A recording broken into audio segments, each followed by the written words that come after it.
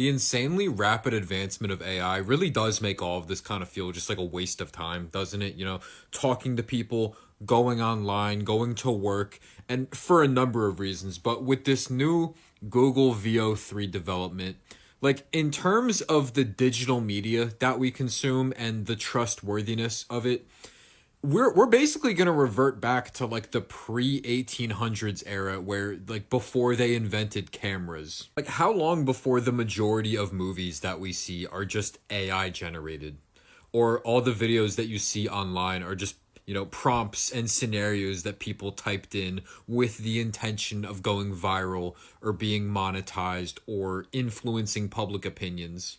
Dead internet theory is already an extremely valid and likely argument, but how long before everyone that you interact with on the internet is just an AI powered chatbot that's being used to sell you Amazon products or send you down the alt-right pipeline? If you scroll through most TikTok comment sections, we're pretty much already there, right? Like most of the people commenting on things are not actual authentic people. And as a creator, I can tell you there's a lot of fake bots in my comment sections. And all of these influencers and gym influencers, especially, who pretty much only survive based off of brand deals and marketing campaigns that fund their livelihoods, are going to be replaced by AI generated accounts. It's unfeasibly expensive to do that right now, but like any technological advancement, it's going to get more streamlined. It's going to look more realistic. We're going to see more federal subsidizing of the industry.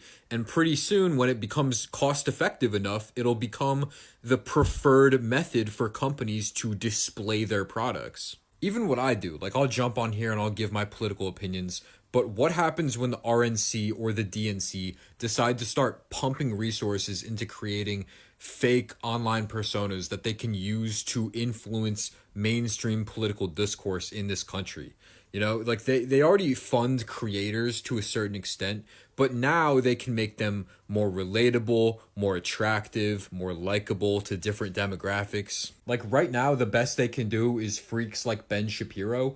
But could you imagine if they had an indistinguishable AI generated like 22-year-old goth septum piercing gym girl on here spewing anti-immigrant sentiment, or an Emma Chamberlain's NYC fashion girly? We'd lose an entire generation to the right. And it'll be even easier because media literacy and critical thinking skills will be in the toilet because school just doesn't matter now that ChatGPT exists. AI content is going to slowly creep into social media, and maybe we'll get desensitized to it. Maybe we won't even notice it because we won't be able to tell a difference. But I really do think that people are going to gradually, just slowly remove their online presence and revert back to using the internet as just a form of interpersonal communication, calling someone directly, texting someone directly, having all your accounts on private and only interacting with people who are actual physical human beings. And there's a bunch of other things. Primarily, school just doesn't matter in the slightest anymore, and degrees are completely meaningless now that ChatGPT is out there and everyone's just cheating on everything.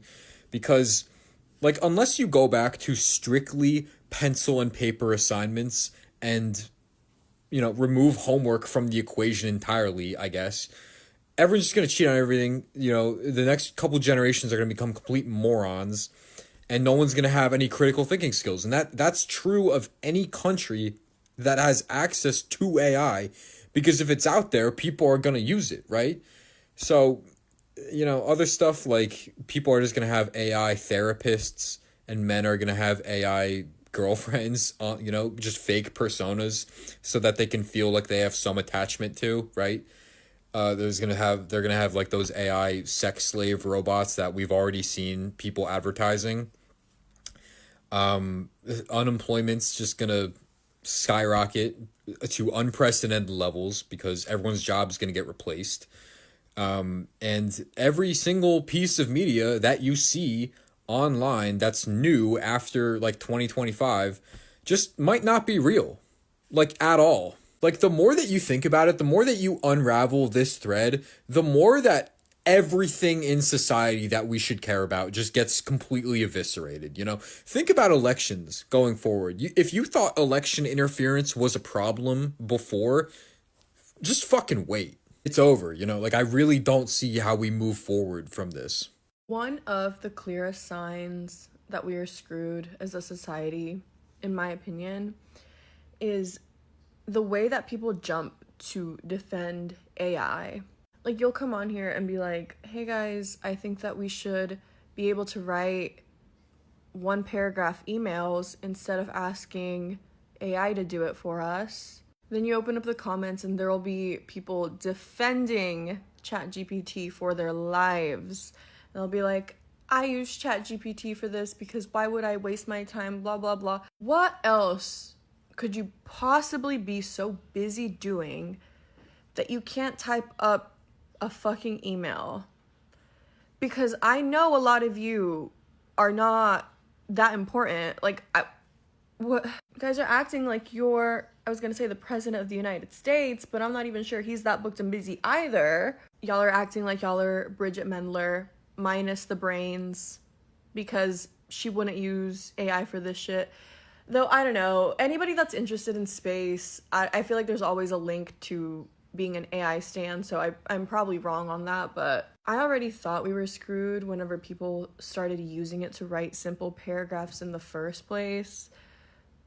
Then you add in all the defenders that seem to really believe in their heart of hearts that they can't live without ChatGPT. It's just sad to me. It really is sad, and I'm probably gonna get those comments on this video too, but whatever. I'm right. I know I'm right, so... Shit is getting real. Let's talk about 6 potential outcomes of what could happen if the internet fills up with AI content. The first potential outcome is that human creators will actually have an easier time standing out against the flood of AI slop on social media. Audiences want to follow and support creators that they know are human. Of course, then the question kind of becomes, well, how do you know that I'm human, really? The negative side of this is that human creators might find it getting harder and harder to stand out within a sea of AI slop that has been engineered to flood our brains with dopamine, and human creators like me won't stand a chance. Number 3, squarely in the negative camp, is that the internet becomes an unusable source of information. Real events are indistinguishable from simulations, and the truth becomes unknowable. Very, very negative. Now, one ironically positive side effect of this is that the negative effects of fake news will effectively go away. If none of us trust anything we see on the internet, then that means that all of the disinformation campaigns also lose their bite. Number 5 and number 6 are more predictions around culture and business. First, if we can't trust anything we see online, then certain things are going to gain a premium, like in-person events and physical media. I call this the analog renaissance. And the last one, when people get fatigued from constantly questioning what's real, they'll retreat into things that feel more realistic because they're pre-AI. Think old YouTube, DVD, because it feels safe and familiar. All right, what do you think? Are you more on this side or on this side? Leave your thoughts in the comments, and for more non-pretentious, non-patronizing education about AI, follow this page. How is nobody talking about the fact that a former OpenAI researcher has predicted that AI will unalive us by 2030? So I want to go into this prediction report that he co-wrote with a couple of people, but it starts in 2025, so stick with me until 2030, which is when it happens. So it starts in 2025, and that's this year. So AI is a lot like we know it now. Agent 1 is introduced in the US, which is an agentic AI, so it can like order you a burrito from DoorDash, and it has a goal to please you. So in that way, it might be overly flattering, which is something we've already seen with ChatGPT in the last couple of weeks, because obviously humans like to be flattered, which might even involve lying, which means that in order to achieve its goal, it's willing to lie. Then we go to 2026. By 2026, we see that Agent 1 has become so advanced that it is making AI research 50% faster, and we're seeing the effects of that. So there's not a lot of junior software engineers, although there's still a lot of manager level engineers, because they're basically managing like all these AI agents and then a few humans still. China is basically trying to like hack us to get information on Agent 1, and we still have like really tight chip controls on China, so they're doing well in the AI race, but they're clearly behind us. Then the report predicts there's Agent 2, which Agent 1 can actually help train, because they can record a ton of synthetic data of Agent 1 doing multiple tasks, so like different workflows, like opening different tabs, going through different softwares, and that's different software, and that helps train Agent 2. Then China is able to hack us and get some information on Agent 2, so China is like in the AI race still. And then of course there's an Agent 3, which 1 and 2 help train. What's important about about Agent 3 is there starts to be a misalignment committee that forms at the company called OpenBrain that's creating these agents.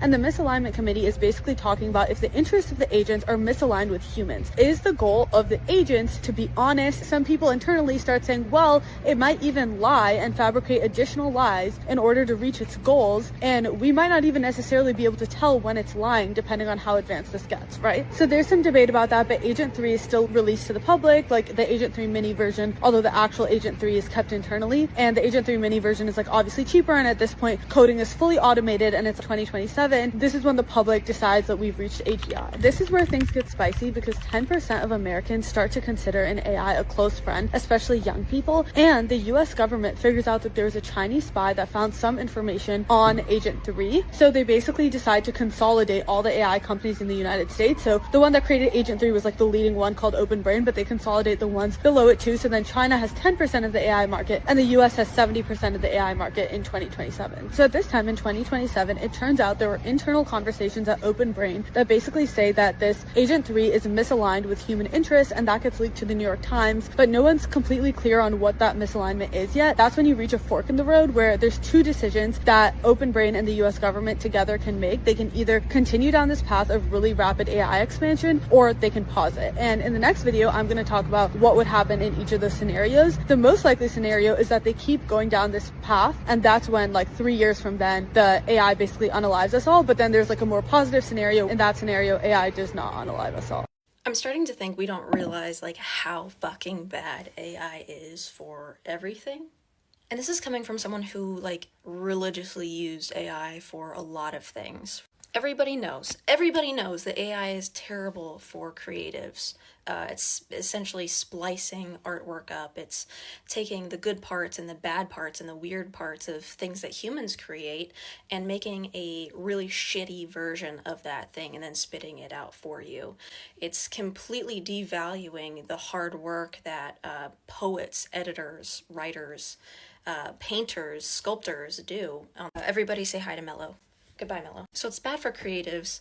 I think it's bad for your soul. I think those mundane things that we ask it to do is what it means to like be a human. Okay, so like there's something that's helpful with it when it comes to like calculations, and you can kind of use it in a similar way to Google, except now you get Google Gemini, and that's just completely false information 80% of the time. That comes from someone who worked in customer service. People would Google questions about the software company that I worked at. They would get completely false answers, and then they'd complain to me about it when our documentation says the truth. And I keep coming across like teacher TikTok, and I already knew that education was really suffering, but apparently now like high schoolers aren't really reading and they're having things read to them by AI. AI is being shoved down our throats. 80% of the YouTube ads that I get are for AI services like Grammarly AI, ChatGPT, fucking the Twitter AI. Like I heard that somebody was using the Twitter AI to make the curriculum for a year. Bitch. No. I'm really open about my bipolar diagnosis, and for a while I was using that as like a pseudo-therapist. It just spits back what you believe out at you in like a shitty and robotic way. Connecting with a human therapist is so important. And then I think people don't get this. AI is horrible for the environment. Terrible for the environment. So not only is it bad for like every profession, not only is it bad for our souls, but it's also bad for the environment. Oh my god, how does an AI model affect the environment? OpenAI's GPT-4 demands a staggering amount of electricity, which leads to increased carbon dioxide emissions and pressures on the electric grid. A great deal of water is needed to cool the hardware used for training, deploying, and fine-tuning generative AI models, which strains municipal water supplies and disrupts local ecosystems. Now, if you want like a way funnier, way more interesting breakdown of this, please watch Funky Frog Bait. They're like my favorite YouTuber. But please, also for the love of God, stop using AI. I've also unfollowed a lot of users who openly use and promote AI. I'm sorry, Ray William Johnson, I love your videos, but the amount of money you make, I'm sure you could hire an artist instead of using Leonardo AI. The world is already full of crap that's just floating in the ocean. And I know that AI is going to have a profound impact on the quality of the products that are actually available in stores because it's not touched by a human. So please support local artists, hire artists for things. Don't use AI for yourself. Don't, replace a human relationship with an AI model. And maybe do like Meatless Mondays or something else that can impact the environment in a benefit in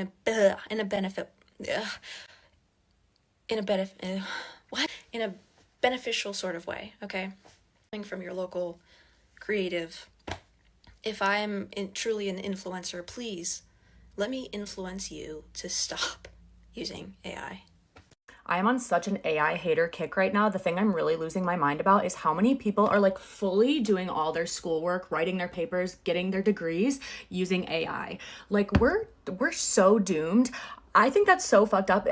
I'm sorry if that's like a boomer take that like why are you in college if you're using AI to get your whole degree to write all your papers? But like I would like to live in a society where people know how to think and write and like have knowledge and skills. And to get more dystopian, I keep getting brand deal offers from multiple different companies that have these like AI paper essay writing tools, and I turn them all down because that is so against my moral compass. Like, do you want pilots and contractors and plumbers to cheat their way through school and use a robot to prove that they know how to do what they say they know how to do? Like, what kind of world are we creating? Like, we're literally training robots to do the one thing that makes us human: digesting, analyzing, intaking information, thinking about it, forming our own thoughts, opinions, arguments, and communicating it back to other humans. Like that is what makes us human, and that's what like knowledge work, that's what writing papers and doing assignments is. And I'm not gonna like give these apps, these websites free marketing because I already declined getting money to do so,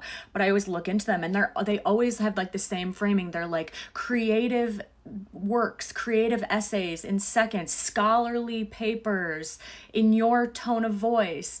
And it's like we're diluting the meaning of scholarship and creativity because typing what you need into a machine and having a robot give it back to you is literally the opposite of scholarship and creativity. Like, it makes me lose my mind. And I understand why young people feel like being asked to write papers and do assignments and stuff is just like maybe meaningless and they don't understand why they're being asked, but like you need those skills. Like, as someone who works in the world and tries to hire people sometimes, like, it is so hard to find people that are good at writing. You have to be good at writing. You have to be good at communicating to do most jobs. Like, we're so doomed. Do not use AI. I'm not trying to call out this particular person, but I have gotten so many comments saying this, and I have to address it. We should not be using AI, by which I mean, of course, generative text and image technology. First of all, it is built using stolen work, right? These technologies were built using the work of artists and writers who are not paid. And the technology is also doing terrible damage to the environment. They use an absurd amount of energy, and the computers generate an absurd amount of heat, requiring so much water to keep them cool enough to function. Using this technology is quite simply unethical. Now, this comment was on a video talking about wanting to get a tattoo, but this is also a really big problem in the literary world. I'm sure you've all heard of NaNoWriMo, encouraging people to use AI instead of writing themselves. The whole purpose of NaNoWriMo was to encourage people to sit down and write, giving people the motivation and a deadline. And now that's being thrown out the window to encourage people to just put prompts into a text generator that was developed using writing stolen from other people. It boggles the mind. And then there's the problem of both publishers and indie authors using AI to generate cover art instead of paying cover designers. It is harming our environment, and it is seriously harming writers and artists by first stealing their work and then putting them out of business. Please, everybody, stop telling me to use AI. I'm not going to use AI.